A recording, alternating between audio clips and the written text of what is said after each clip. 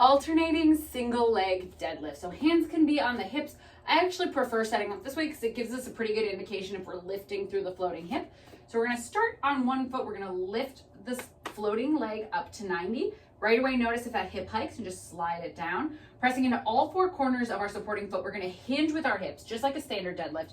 We're gonna send the hips back, finding a little deadlift activation from here. This is why I like the hands on the hips, because it helps you dial that hip down. We never want it up to the sky.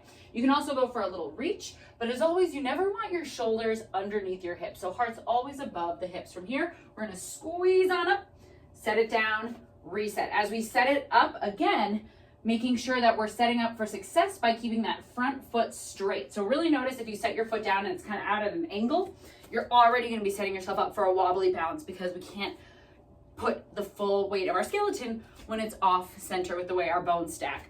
If it feels like this is a little too extra, for one, I highly recommend you just give it a try, especially with balances. Sometimes it takes a little bit of time. We want to feel the stretch in the glutes and hamstrings.